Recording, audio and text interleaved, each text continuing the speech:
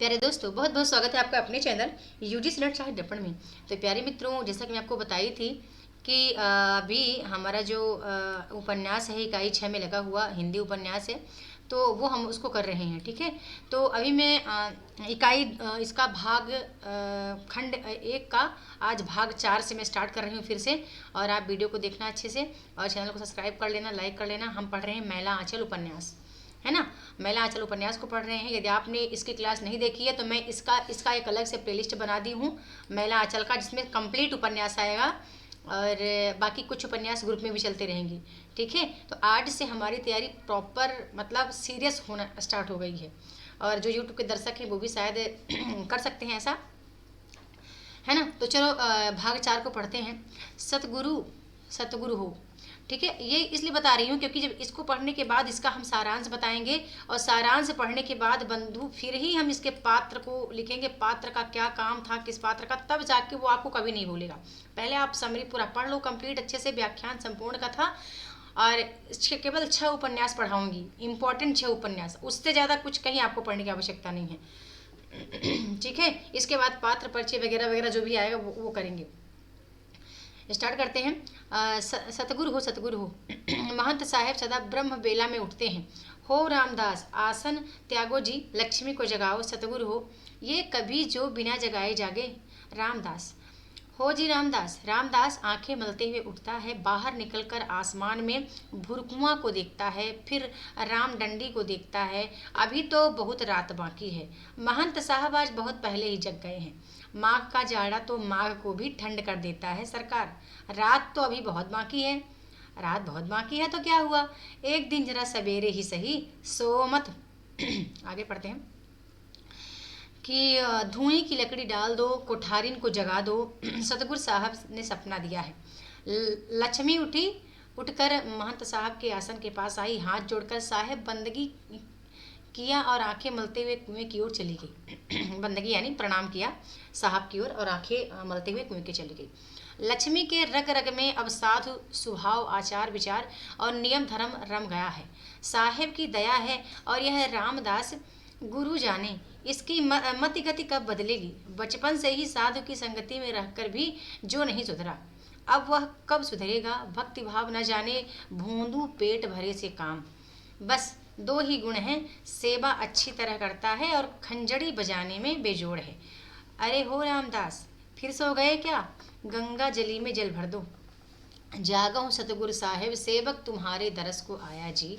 जागो सतगुरु साहब, एक सॉन्ग आता है ये, मतलब बीच में कविता आती है, डिम डिमिक डिमिक डिम डिमिक डिमिक करके ऐसे, मतलब अब आप समझ सकते हैं कि कोई मतलब गुनगुनाता है भोर में, तो थोड़ा सा अलग ही राग अलापता है।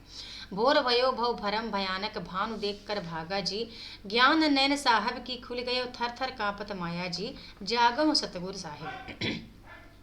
माँ के ठिठुरते हुए भोर को मठ की प्रातकी की निर्गुण वाणी निकलकर शून्य में मंडरा रही है।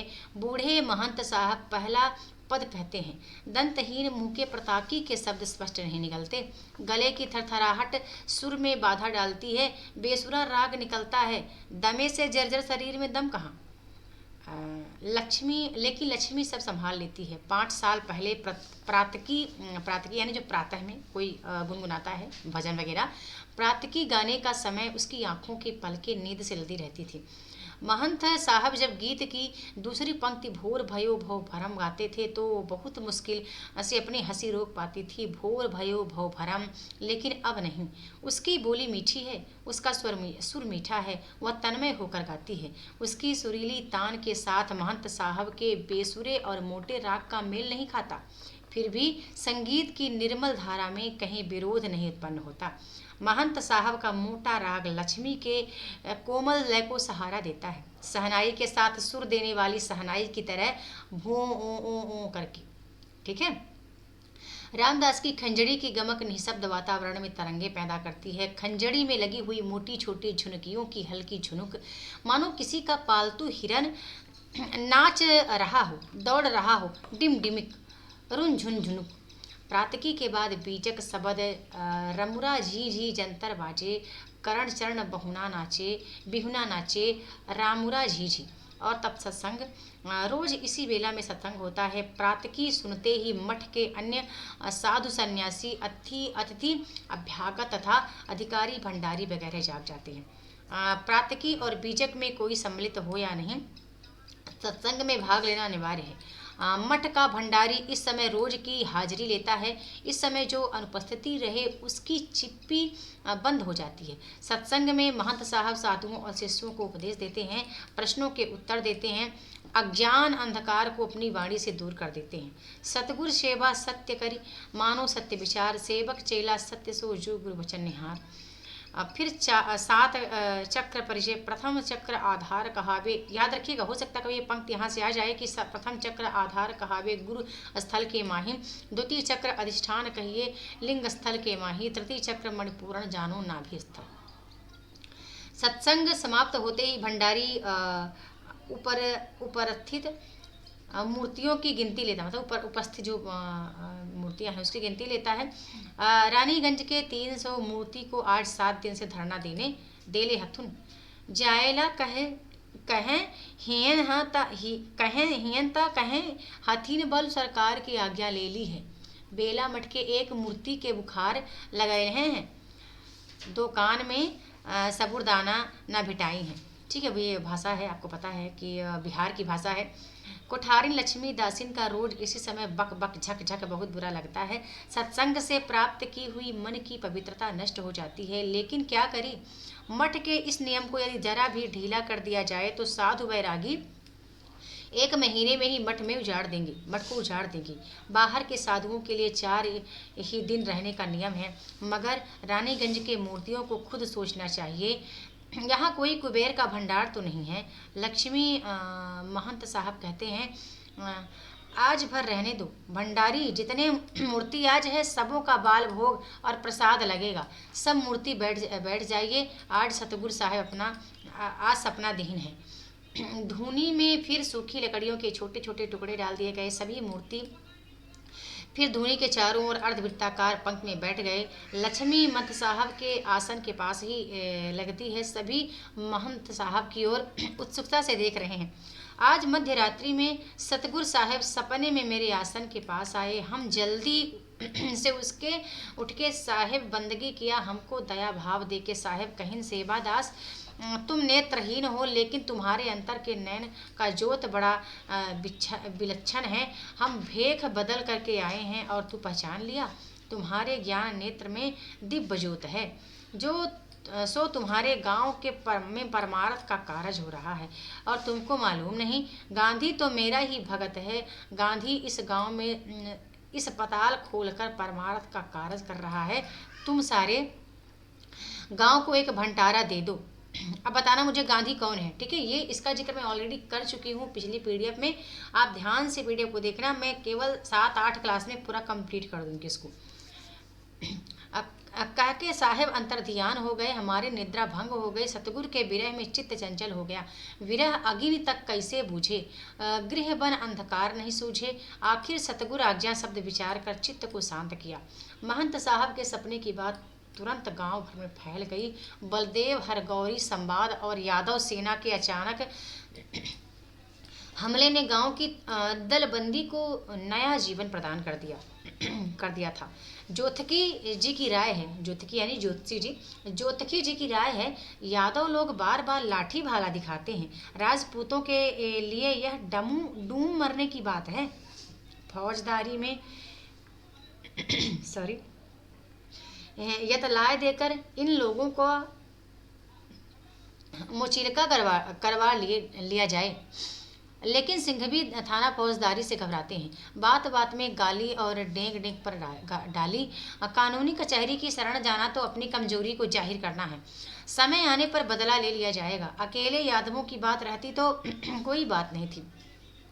इसमें कायस्थ समाया हुआ है, मरा हुआ कायस्थ भी बिसाता है। फिर वह बदमाशी हरगौरी को ही है। मेरे दरवाजे पर किसी को उठ जाने के लिए कहना, मेरे दरवाजे पर किसी को मारने के लिए उठना, यह तो अच्छी बात नहीं। यादव टोली में अब दोपहर से ही ढोल बजने लगता है। ढाक ढिन्ना। शोभन मोची को एक नया गमछा और नई गंजी मिली है।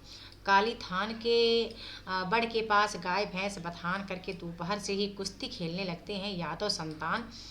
बालदेव जी ने जिस दिन अनशन किया था, शाम को खिलावन यादव के दरवाजे पर कीर्तन हुआ था।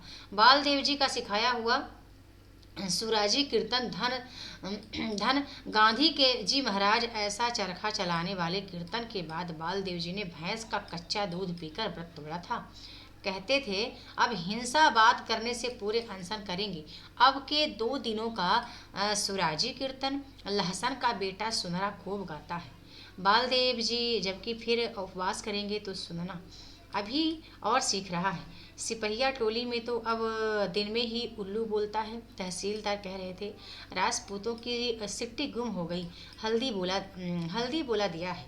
कालीचरण बहादुर है इस पिताल के घर बनकर तैयार हो गए हैं, सिर्फ मिट्टी साटना बाकी है। बिरसा माझी ने कहा संथाल टोली की सभी औरतें आकर मिट्टी लगा देंगी आज। अलबत्त मिट्टी लगाती हैं संथालिनी। पुख्ता मकान भी मात्र अगले शनिचर को डॉक्टर बाबू ने बालदेव जी से दस्तखत करा लिया है। डॉक्टर यानी डॉक्टर बाबू ने। भैंस चरमन बाबू जरूर यादव ही होंगे, किसी दूसरी जाति का ऐसा नाम क्यों होगा भैंस चरमन बाबू। तहसीलदार के यहाँ जाकर देखो, कुर्सी ब्रेंच बड़े बड़े बक्से में दवा बाल्टी कठौत लोटा पानी का कल गाड़ा जाएगा जैसे रोहतास के मेला में गड़ता है। शनिचर को ही महंत साहब का भंडारा है, पूड़ी जिलेबी का भोज। सारे गांव के औरत मर्द बूढ़े बच्चे और अमीर गरीब को महंत साहब खिलवाएंगे।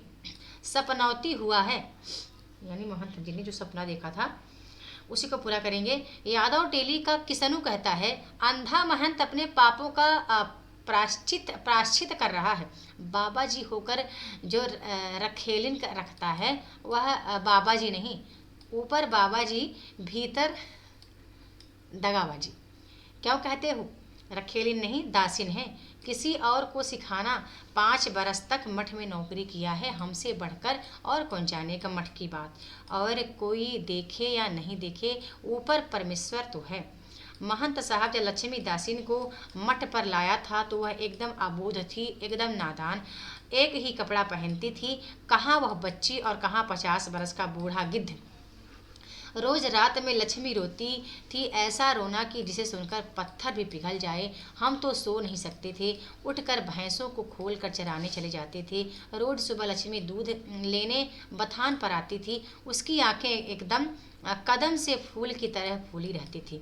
रात में रोने का कारण पूछने पर चुपचाप टुकुर टुकुर मुँह देखने लगती थी, ठीक गाय की बाछी की तरह।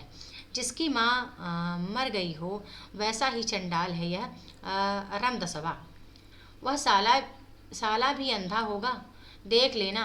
महंत एक बार 4 दिन के लिए पुरैनिया गया था। हमने सोचा कि 4 रात तो लक्ष्मी चैन से सो सकेगी। ले बलैया, माघ के मुंह से छूटी तो बिलार के मुंह में गई। उसके बाद लक्ष्मी ऐसे बीमार पड़ी कि मरती मरती बची। पाप भला छिपे, रामदास तो को मिर्गी आने लगी और महंत सेवादास सूरदास हो गई, एकदम चौपट। हमारा 3 साल का दर माका बाकी रखा है, भंडारा करता है। हम उन लोगों को साधु नहीं समझते हैं, ठीक है, क्योंकि ये दृश्य कवि लेखक ने उस समय लिखा है कि जो घटनाएं वहाँ उन्होंने देखी है, आपको पता है, इसीलिए इसको आंचलिक उपन्यास कहा गया है। जैसा कि आपने इसकी भूमिका में पढ़ा भी है कि मतलब इसका कोई भी दृश्य लेखक ने नहीं छोड़ा है, यानी जो जिस तरह घटना हुई है हूबहू उन्होंने अपने शब्दों के माध्यम से लेखनी चलाई है। तो सबसे पहले तो हम रेणु जी को धन्यवाद, बहुत बहुत आभार व्यक्त करेंगे कि ऐसे लेखक हमारे देश में हैं, हमारे भारत में आए कि जिसको पढ़ने मात्र से लग रहा कि मानो वो चलचित्र हमारे आंखों में चल रहा है। आगे देखते हैं तो महंत सेवादास इस इलाके के ज्ञानी साधु समझे जाते थे। सभी शास्त्र पुराने के पंडित मठ पर आकर लोग भूख प्यास भूल जाते थे, बड़ी पवित्र जगह समझी जाती थी। लेकिन जब महंत दासिन को लाया लोगों की राय बदल गई। बसुमतिया मठ के महंत से इस दासिन को लेकर कितने लड़ाई झगड़े और मुकदमे हुए। बसुमतिया का महंत कहता था, लक्ष्मी दासिन का बाप हमारा गुरु भाई था, इसलिए बाप के मरने के बाद उस पर मेरा हक है। सेवादास की दलील थी, लक्ष्मी पर हमारा अधिकार है। अंत में लक्ष्मी कानूनन सेवादास की ही हुई।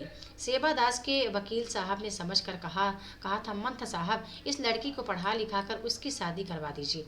महंत साहब ने वकील साहब को विश्वास दिलाया था। वकील साहब, लक्ष्मी हमारी बेटी, लक्ष्मी को उन्होंने अपनी दासी बना लिया।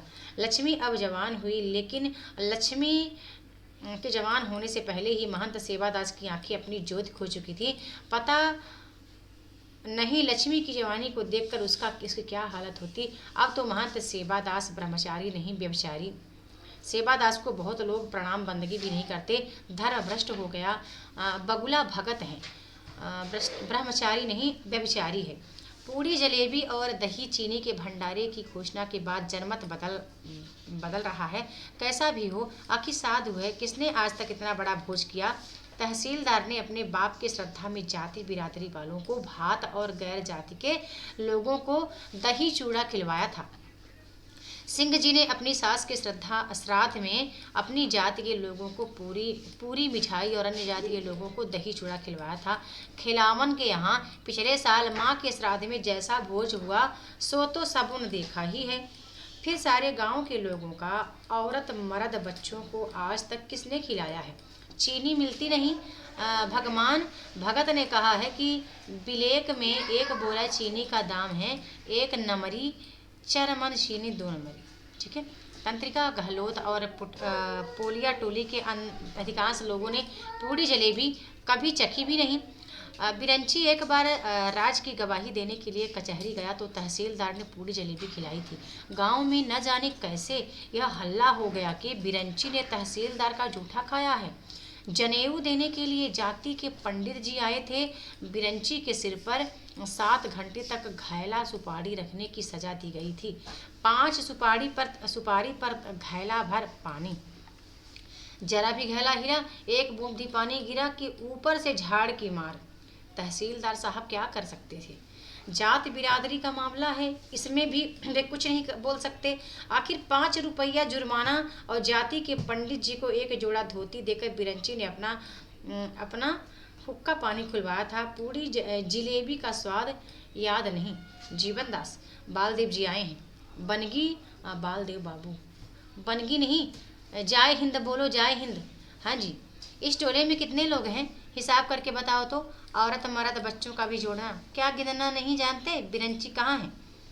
बालदेव जी घर घर घूमकर मर्दशुमारी कर रहे हैं।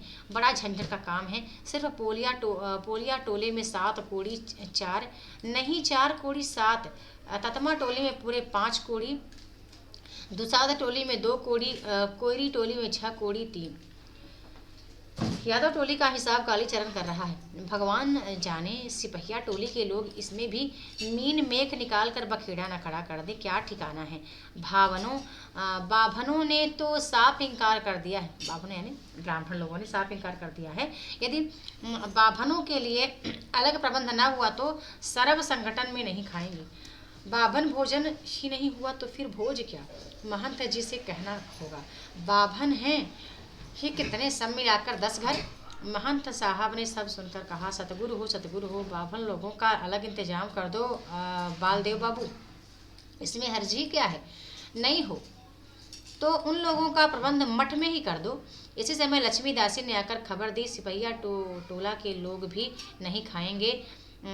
हिबरन सिंह का बेटा आकर कह गया है, ग्वाला लोगों के साथ एक पतंग में नहीं खाएंगे। हम लोगों के गांव का आटा घी चीनी अलग दे दिया जाए, हम लोग अलग बनवा लेंगे। सतगुरु हो, यह तो अच्छा बखेड़ा खड़ा हुआ। अब यादव लोग कहेंगे कि धानुक लोगों के साथ एक पंगत में नहीं खाएंगे।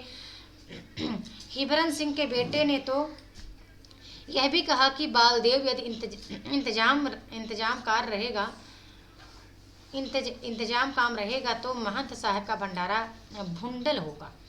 गुरु हो तो महंत साहब हमारे रहने से लोग विरोध करते हैं, तो हम खुशी खुशी वाह रे, यह भी कोई बात है महंत साहब। मैं कह देती हूँ, यदि बालदेव जी भंडारा छोड़कर और किसी को प्रबंध करने का भार दिया तो समझ लीजिए कि भंडारा चौपट हुआ। मैं इस गांव के एक एक आदमी को पहचानती हूँ। बालदेव ने पहली बार लक्ष्मी की ओर गर्दन उठाकर देखने की हिम्मत की। निगाहें ऊपर उठी और लक्ष्मी की बड़ी बड़ी आंखों में वो खो गया, आंखों में समा गया बालदेव शायद। इसका हम पांचवा दृश्य देखते हैं। पांचवें दृश्य में देखते हैं कि मठ पर गांव भर के मुखिया लोगों की पंचायत बैठी। बालदेव जी को आज फिर भाषण देने का मौका मिला, भाषण देने का। लेकिन गांव की पंचायत क्या है, पुरैनिया कचहरी के रामू मोदी की दुकान है। सभी अपनी बात पहले कहना चाहते हैं, सब एक ही साथ बोलना चाहते हैं। बातें बढ़ती जाती हैं और असल में सवाल बातों के बवंडर में दबा रहा है। सिंह जी चिल्ला चिल्ला कर कहते हैं, उस दिन यदि हम घर में रहते तो खून की नदी बह जाती। कालीचरण चुप रहने वाला नहीं है। बाहर दरवाजे पर एक भले आदमी की बेइज्जत करना इंसान आदमी का काम है। तहसीलदार साहब कहते हैं, अस्पताल तो सबों की भलाई के लिए बन रहा है, इससे सिर्फ हमारा ही फायदा नहीं होगा। ओवरसियर बाबू कह गए थे कि तहसीलदार साहब जरा मदद दीजिएगा, हम अपने मन से तो अगुआ नहीं बने हैं। तुम ही बताओ खिलावन भाई। बूढ़े ज्योतिकी जी भविष्यवाणी थोड़ा छोटा कर दो मैं ताकि आपको सबको दिख जाए। भविष्यवाणी करते हैं, कोई माने या नहीं माने, हम कहते हैं कि एक दिन इस गांव में गिद्ध कौवा उड़ेगा। ठीक है, अच्छा दिख रहा। लक्षण अच्छे नहीं हैं, गांव का ग्रह बिगड़ा हुआ है। किसी दिन गांव में खून होगा। खून, पुलिस दरोगा गांव की गली गली में घूमेगा और यह अस्पताल अभी तो नहीं मालूम होगा। जब कुएं में दवा डालकर गांव में हैजा फैलाएगा तो समझना। शिव हो, शिव हो। बालदेव भाखन के लिए उठना चाहता था कि लक्ष्मी हाथ जोड़कर खड़ी हो गई। पंच परमेश्वर, मानो बिजली की बत्ती जल उठी। सन्नाटा छा गया। सफेद मलमल की साड़ी के खूंट को गले में डालकर लक्ष्मी हाथ जोड़े खड़ी है। पंच परमेश्वर लक्ष्मी। महंत साहब शून्य में हाथ फैलाकर टटोलते हुए कहते हैं, लक्ष्मी तुम चुप रहो। लक्ष्मी रुकी नहीं, कहती गई, ज्योतिकी जी ठीक कहते हैं, गांव के ग्रह अच्छे नहीं हैं। जहाँ छोटी मोटी बातों को लेकर इस तरह झगड़े होते हैं, जहाँ आपस में मेल मिलाप नहीं, वहाँ जो कुछ न हो वह थोड़ा है। गांव के मुखिया लोग ही इसके लिए सबसे बड़े दुखी हैं। सतगुरु साहब कहीन हैं, जहाँ मेल तहाँ सरग है। मानुष जन्म बार बार नहीं मिलता है। मानुष जन्म पाकर परमार्थ के बदले स्वार्थ देखे। परमार्थ यानी के बदले स्वार्थ, यानी स्वार्थ यहाँ लिखा है, स्वार्थ देखे तो इससे बढ़कर क्या पाप हो सकता है। परमार्थ में जो विघ्न डालते हैं वो मानुष नहीं, यानी वो मनुष्य नहीं है। आप लोग तो शास्त्र पुराण पढ़े हैं, यानी आप लोग तो शास्त्र पुराण पढ़े हैं। जंग भंग करने वालों को पुराण में क्या होगा। पुराण वही शास्त्र पुराण। यज्ञ यानी यज्ञ जो होता है, यज्ञ में भंग करने वालों को पुराण में क्या कहा है, सो तो जानते ही हैं। हमारे कहने का मतलब है कि सब कोई भेदभाव त्याग करके एक होकर के परमार्थ कारज में सहयोग दीजिए, यानी परमार्थ के काम में सहयोग दीजिए। आप लोग तो जानते हैं, परमार्थ कारज देह धरो, यह मानुष जन्म अकारथ जाए। बस हाथ जोड़कर पंच परमेश्वर से विनय है, यानी विनती है, झगड़ा त्याग कर मेल बढ़ाइए। सतगुरु साहेब गांव का मंगल करेंगे, आगे आप लोगों की मर्जी। लक्ष्मी बैठ गई। उसका चेहरा तमतमा गया है, गाल लाल हो गए हैं और कपाल पर पसीने की बूंदें चमक रही हैं। पंचायत में सन्नाटा छाया हुआ है, मानो जादू फिर गया हो। बालदेव जी का भाखन देने का उत्साह कम हो गया। वह दोहा कवित्त नहीं जानता, शास्त्र पुराण भी नहीं पढ़ा है। जेहल में चौधरी जी उसे पढ़ाया करते थे। जेहल यानी जेल में। तीसरा भाग में भारी बोझ नमक का लेकर एक गधा दुख पाता था के पास ही वह पढ़ रहा था कि चौधरी जी की बदली हो गई। उसी दिन उसकी पढ़ाई भी बंद हो गई, लेकिन वह जरूर भाखन देगा। भाखन यानी भाषण। उसने लक्ष्मी की ओर देखा और मानो नशे में उठकर खड़ा हो गया। प्यारे भाइयों, बोले एक बार प्रेम से गांधी महात्मा की जय। गांधी महात्मा की जय। यादव टेली के नौजवानों ने जय जयकार किया। प्यारे भाइयों, कोठारी साहब जितना बात बोलेगी सब बात ठीक है, लेकिन सबसे बड़ा धोखी हम हैं। दुखी यानी दोषी हम हैं, हमारे कारण ही गांव में लड़ाई झगड़ा हो रहा है। हम तो सबों का सेवक हैं, हम कोई विद्वान नहीं, यानी हम कोई विद्वान नहीं, हम कोई विद्वान नहीं हैं, शास्त्र पुराण नहीं पढ़े हैं, यानी कह रहा है बालदेव कि हम शास्त्र पुराण भी नहीं पढ़े हैं, गरीब आदमी हैं, मूर्ख हैं, मगर महात्मा जी के प्रताप से, भारत माता के प्रताप से मन में सेवा भाव जन्म हुआ और हम सेवक का बाना ले लिया। आप लोगों का तो मालूम है, जय मंगल बाबू जो मिनिस्टर हुए हैं अपना दस्तखत भी नहीं जानते, बहुत छोटी जात का है, वह भी गरीब आदमी है, मूर्ख है, मगर मन में सेवा भाव का और महात्मा जी उसको भी मिनिस्टर चुन लिए। महात्मा जी कहीन हैं, वैष्णव जन तो उसे कहते हैं जो पीर पराई जानता है रे। मोमेंट में जब गोरा मलेटरी हमको पकड़ा तो मारते मारते बेहोश कर दिया, पानी मांगते थे तो मुंह में पेशाब कर दिया था। बालदेव जी का भाखन शुरू होते ही पंचायत में फिर कानाफूसी शुरू हो गई थी। राजपूत टोली के लोग और भी जोर जोर से बात करने लगे। बालदेव के भाखन के इस रोमांचक अंश ने जरा असर किया। मुंह में पेशाब करने की बात सुनते ही पंचायत में फिर सन्नाटा छा गया। बालदेव ने झट अपनी कमीज खोल ली, चारों ओर घूम कर पीठ दिखलाते हुए उसने अपना भाखन जारी किया। आप लोगों को विश्वास नहीं हो तो देख सकते हैं। अरे बाप रे, चीता बाघ की तरह देह हो गया, धन्य है। देखिए आप लोग, यादव टोली का एक नौजवान कहता है हम लोग गांधी जी का जय करते हैं तो आप लोग के कान में लाल मिर्च की बुकनी पड़ जाती है। देखिए, अरे भाई, यह सब महात्मा जी का प्रताप है, कौन सह सकता है। जब गुड़ गंजन सहे तो मिसरी नाम धराए। लेकिन प्यारे भाइयों, हमने भारत माता का नाम, महात्मा जी का नाम लेना बंद नहीं किया। तब मलेटरी ने हमको नाखून में सुई गड़ाया, तिस पर हम सब इस विष नहीं किया, इस वैसे यानी उसने कोई आह तक नहीं किया। आखिर हार कर जेल खाना में डाल दिया। आप लोग जो जानते हैं कि सुराजी लोग जेहल को क्या समझते हैं। जेहल नहीं, ससुराल यार, हम यहाँ ब्याह करने को जाएंगे। ठीक है, कहते हैं ना कि मतलब ससुराल जा रहे हैं, जब भी जेल जाने की बात होती है तो ऐसा गांव देहात में ऐसा बोलते हैं, तो यहाँ पे वही बात आ रही है। मगर जेहल में अंग्रेज सरकार हम लोगों को तरह तरह की तकलीफ देने लगा। भात में कीड़ा मिला देता था, घास पात का तरकारी देता था। बस हम लोगों ने भी अनशन शुरू कर दिया। प्यारे भाइयों, 5 दिन तक एकदम निर्जला अनशन। उसके बाद कलेक्टर, एसपी, जज सब आया, मांग पूरा कर दिया। खाने को दूध हलवा दिया। हम लोग बोले दूध हलवा अपने बाल बच्चों को खिलाओ, हम लोगों को बढ़िया चावल दो। सो प्यारे भाइयों, सेवा व्रत जब हम लिया है तो इसको छोड़ नहीं सकते। अंधी होकर पुलिस चलावे पर डंडों का परवाह नहीं।